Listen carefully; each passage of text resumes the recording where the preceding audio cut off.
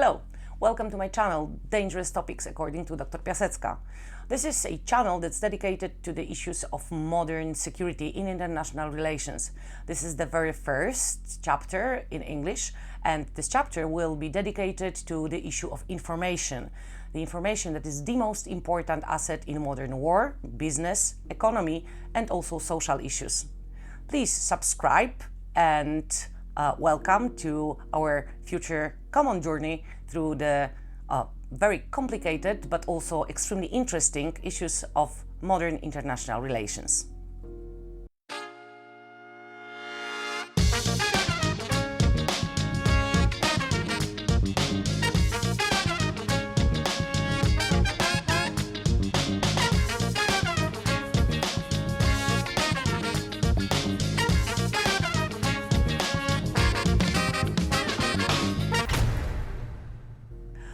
It was a very long time ago, hundreds of years ago, in fact, when Sun Tzu in his Art of War has written, "If you know the enemy and yourself, you need not fear the result of 100 battles."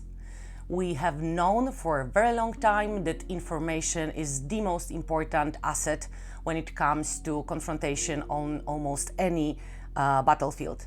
The issue of information, of data and knowledge, these issues are the most important tools of both past and modern, but also future wars.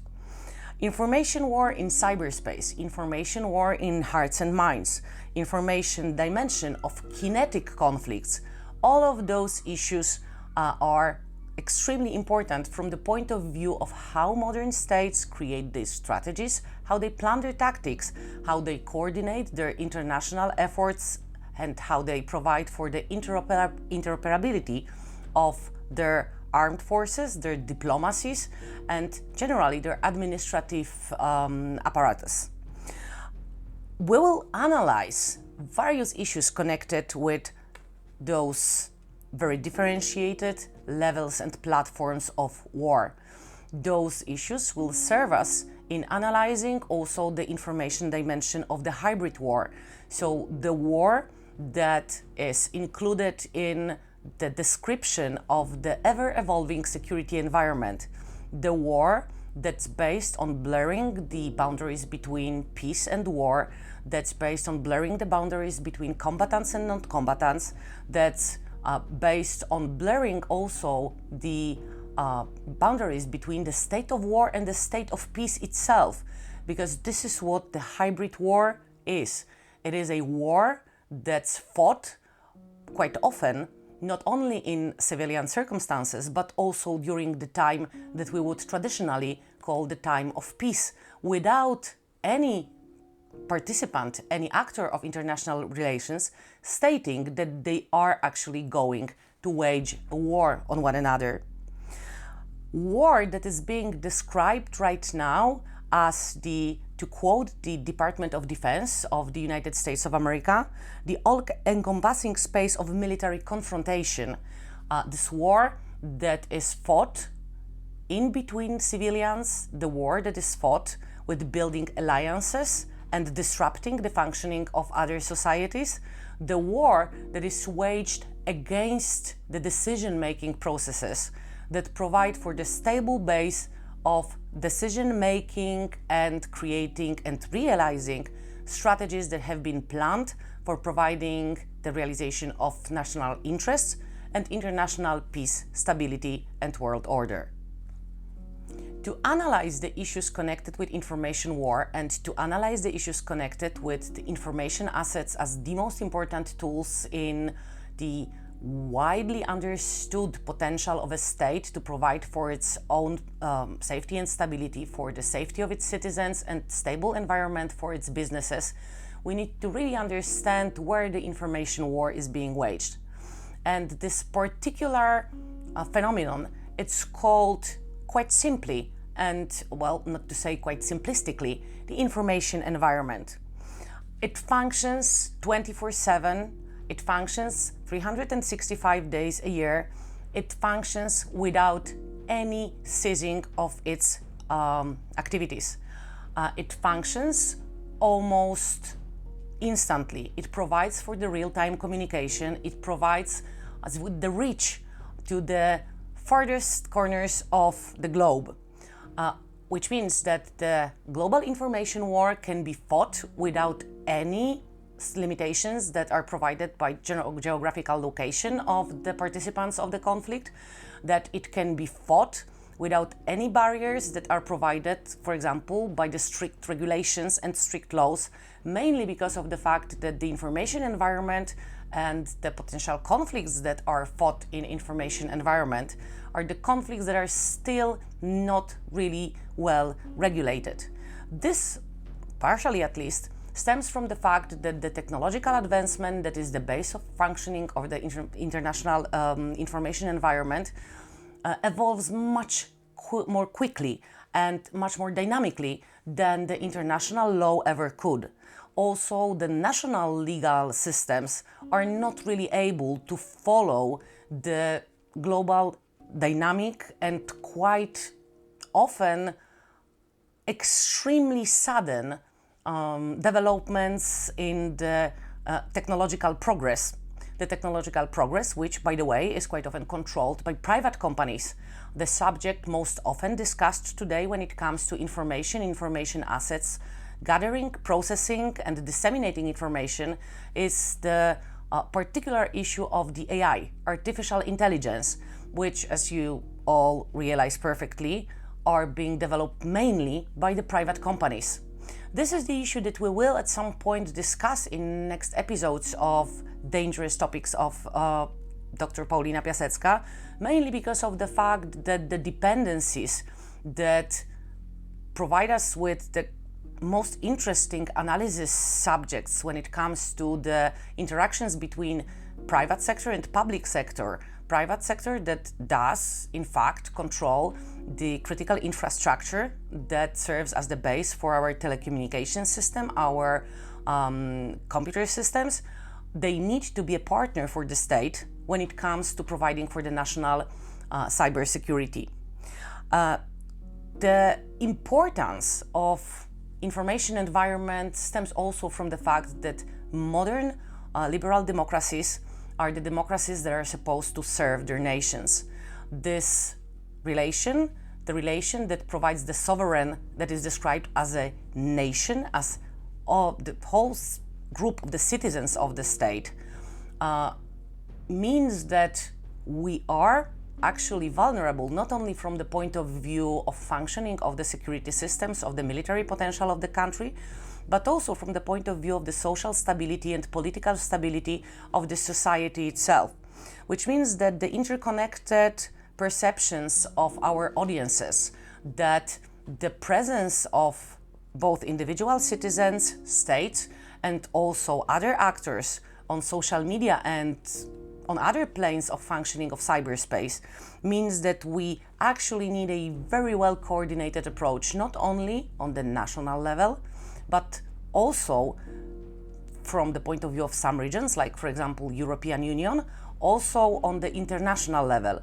Because there are no boundaries in cyberspace, because there are no borders in cyberspace, without the international cooperation we are completely vulnerable against the potential offensive, hostile activities by the actors that would destabilize our societies and that would influence adversely the safety and the peace in the regions that are controlled by democratic political governments. We need the information advantage. We need this state of matters in which, as we quite often describe, we process, collect and disseminate information and data better than our adversary does.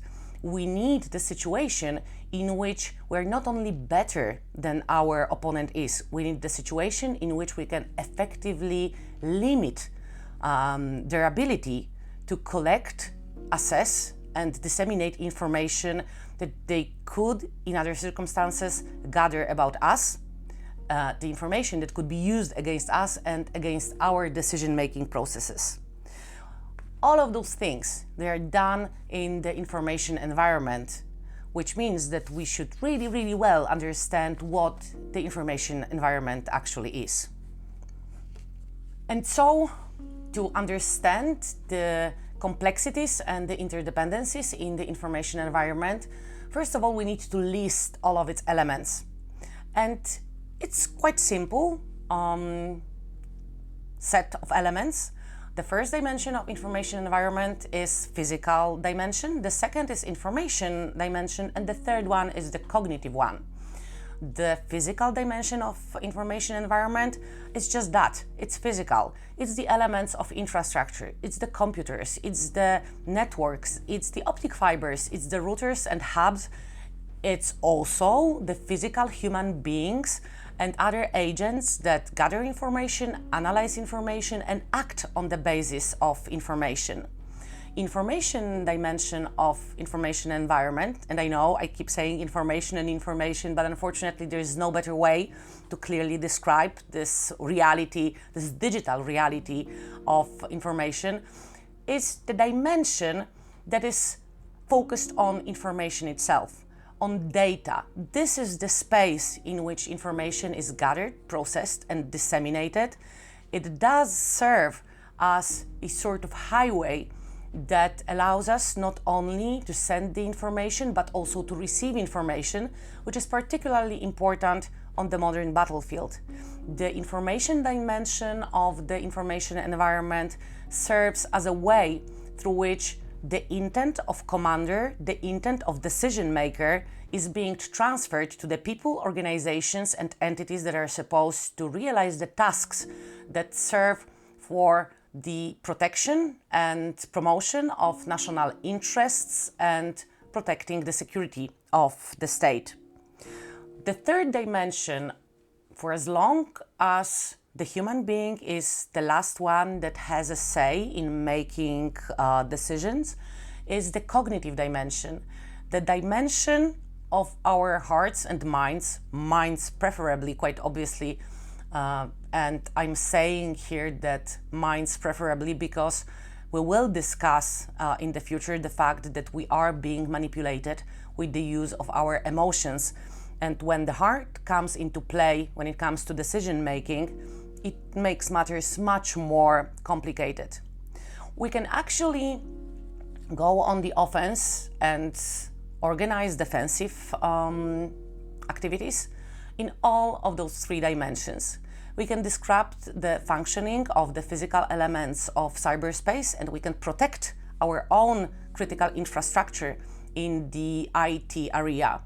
We can influence the data, we can hack into systems, change the integrity of the data, change the way in which it has been written down, or maybe simply disrupt the databases and the records of data that are being stored by our enemy.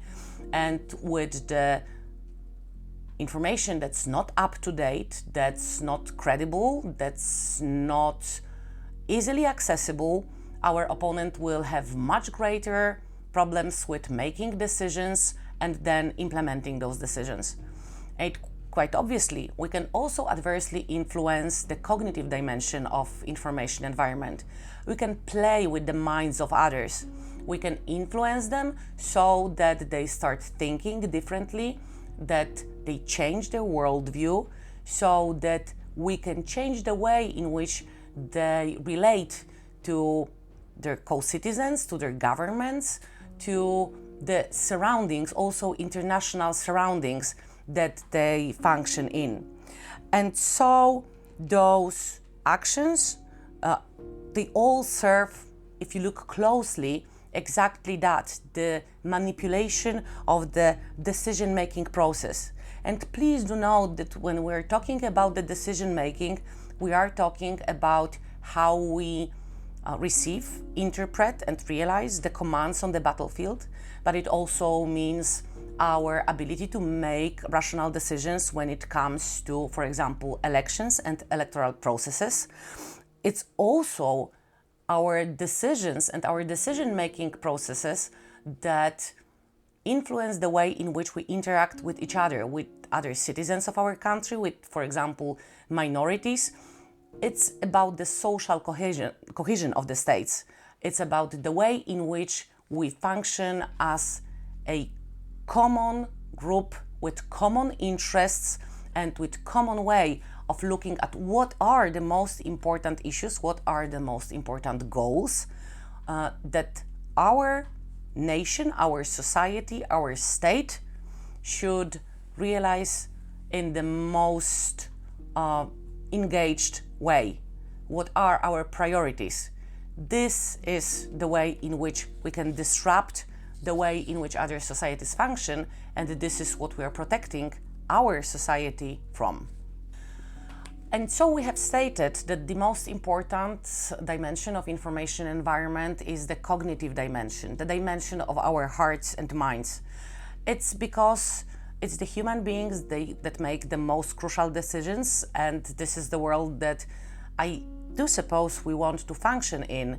This is the world that we know and we want to preserve. Quite obviously, there are quite a few areas in which the AI, in which the algorithms, the digitally produced algorithms, make decisions rather than human beings. It works in international trading, it works in the friend or foe reconnaissance systems on the battlefield. It functions in quite a few spaces, but mainly on the tactical level.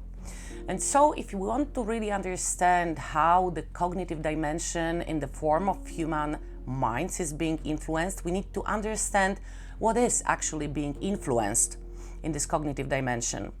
And there are three main groups of phenomena that we influence. The first one are rules, so laws, regulations, the way in which we narrate and the way in which we set principles of how things work, but mainly on the legal level. This set of norms, legal norms, it regulates the functioning of the systems. It regulates the way in which administrative apparatus works. It influences the way in which organizations work. These are the rules that, if changed, can structurally influence the way in which society works. The second group are norms, but norms, not the norms that are taken down and written down in penal codes or administrative codes. These are the socially accepted norms, the way in which we describe the world in which we want to live in, the accepted ways of behavior, the accepted morals, the accepted way of doing things. It's not about tradition, because the norms, the social norms, they do change, they evolve quite quickly. There is no universal set of norms, socially accepted social norms, that's universal in each and every social group. But then those norms, they do inform us as to how to react, for example, to various events and developments in our social and political environment.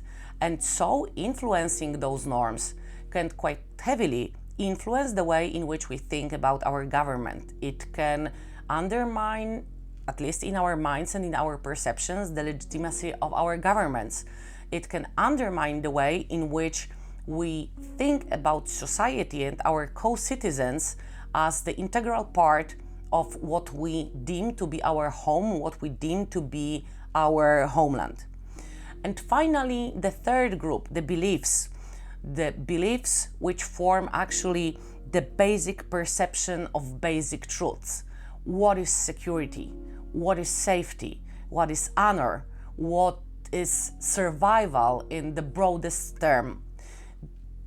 Those beliefs, they are the most difficult to change because they're ingrained in us. They are perceptions of reality and things we think about reality that are formed in our minds from the earliest stages of our development, so during the primary phases of our socialization.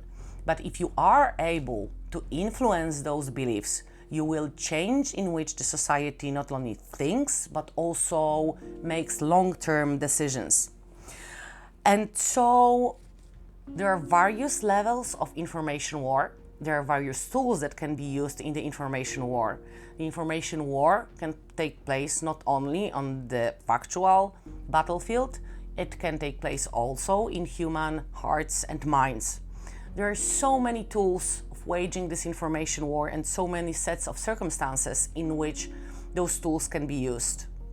In the next part of our cycle, we will discuss the tools that are used quite often to hack modern democracies. Let me already invite you to watch the next part about hacking of modern democracies. So many questions, so few answers. The modern international relations are getting more and more complicated, not only because they are globalized, because there are so many interdependencies between the states, but also because there are so many new actors that are present in international relations.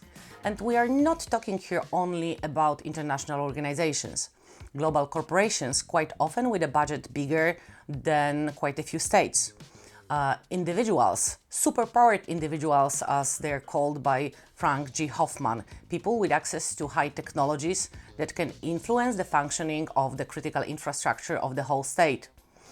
We are going on a journey to try to ask questions and maybe also find answers about the nature of modern international relations, about the intricacies of relations between states and their citizens, global corporations and their clients. Come with me and try to explore with me the very nature of international relations that do influence the way in which function our countries and the way in which we as societies and individuals function with them. My name is Piasecka and this is my channel Dangerous Topics according to Dr. Piasecka.